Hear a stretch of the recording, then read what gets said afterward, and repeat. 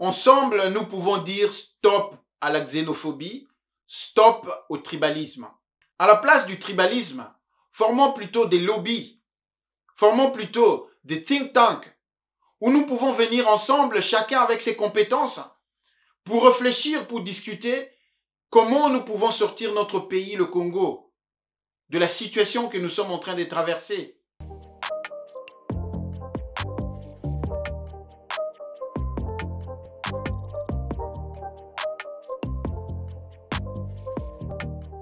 Bienvenue au journal du leadership.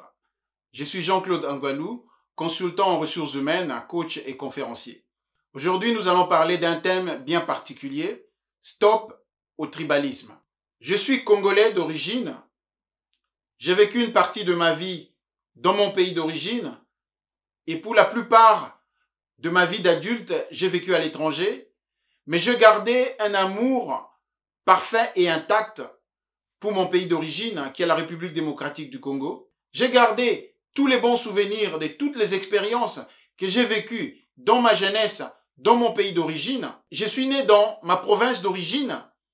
J'ai grandi dans la province du Kasaï occidental, particulièrement dans la ville de Kananga, où toute ma vie, toute ma famille y a vécu.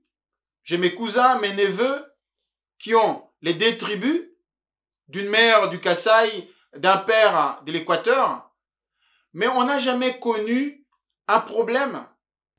J'ai été à l'école primaire, je suis allé à l'école secondaire, je n'avais jamais senti la différence. Que tu sois premier de la classe, deuxième, troisième de la classe, que tu sois d'origine d'une autre province, il n'y avait pas de ségrégation, il n'y avait pas de favoritisme puisque tu n'es pas de telle origine.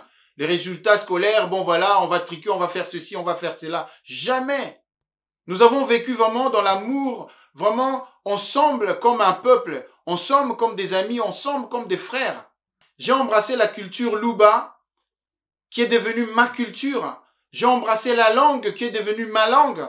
Quand je fais référence à ma jeunesse, je ne pense pas à ma province d'origine. Je pense à ma province où j'ai grandi, où j'ai vécu, où j'ai tous mes souvenirs, où j'ai tous mes amis que j'ai gardés jusqu'à aujourd'hui. Alors, pourquoi est-ce qu'aujourd'hui, les gens sont en train de s'entrer déchirés? Telle est de telle province, telle est de telle région, telle tribu, telle autre tribu. Qu'est-ce qui se passe? Qu'est-ce qui a changé? Nous avons toujours vécu ensemble. Pourquoi est-ce qu'il y a des gens qui amènent la division?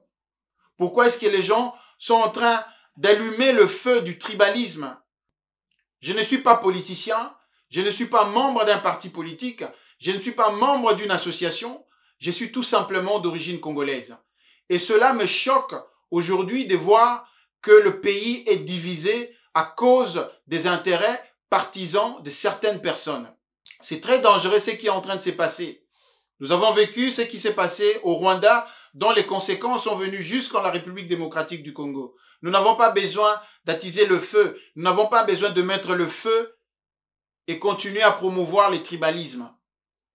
Si les leaders politiques veulent gagner, qu'ils puissent montrer de quoi ils sont capables et qu'ils puissent démontrer comment ils vont contribuer pour le développement de leur pays.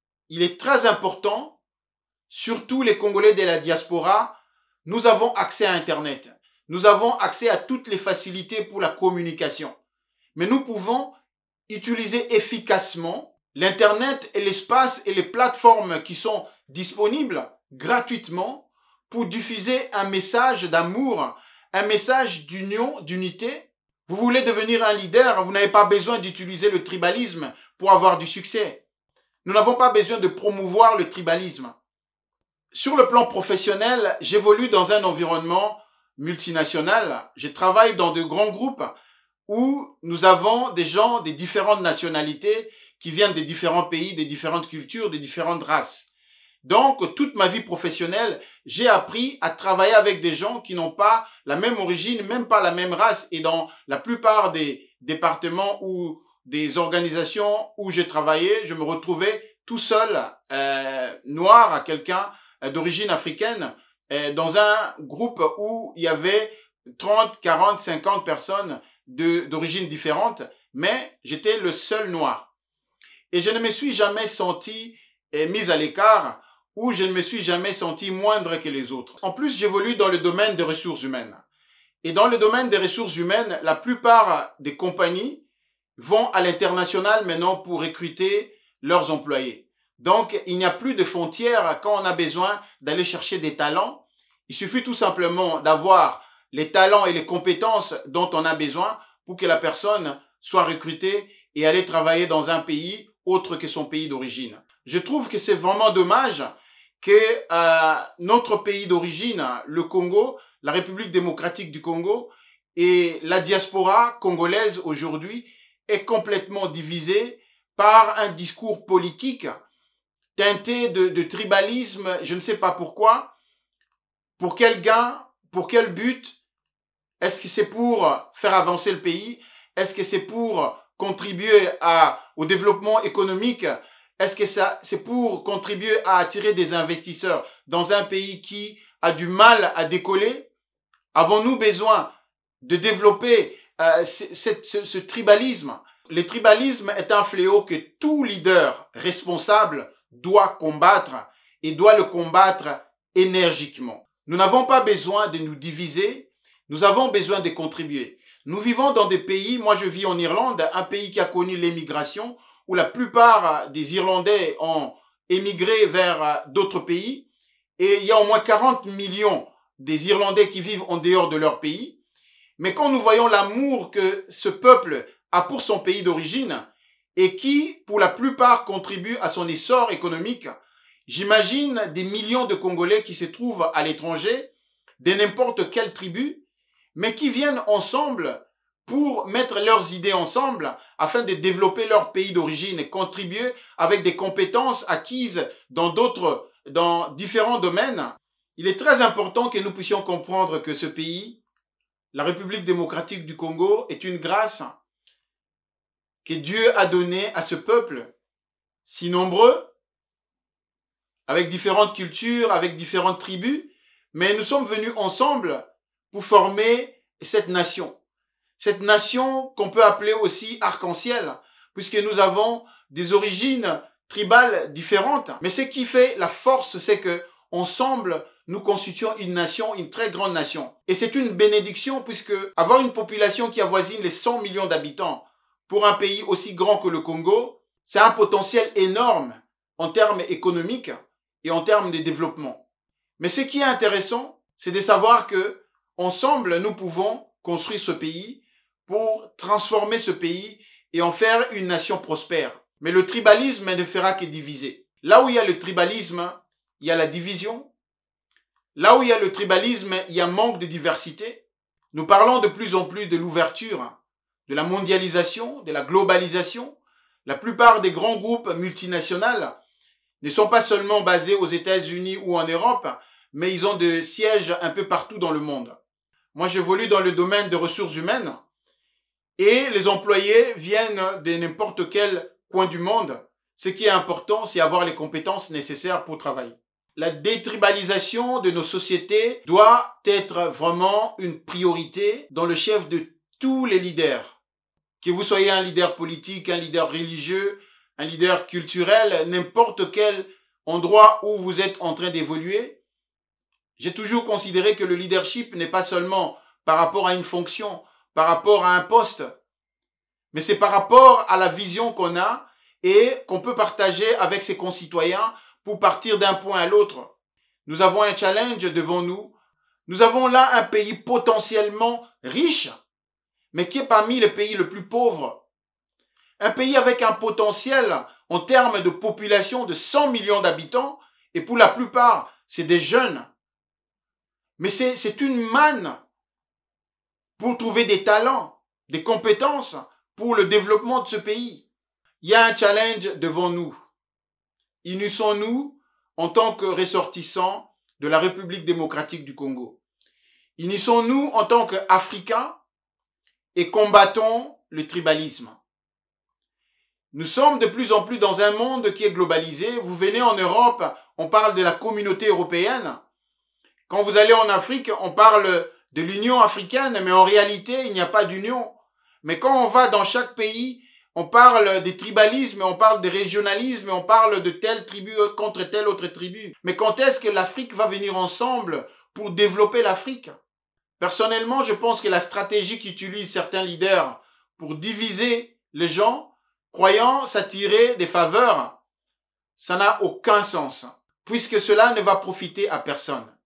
Tout Congolais, qu'il soit à la diaspora ou qu'il soit au pays, a le potentiel d'apporter quelque chose pour le développement de son pays. Stop au tribalisme, stop à la xénophobie, stop à tout ce qui peut nous diviser.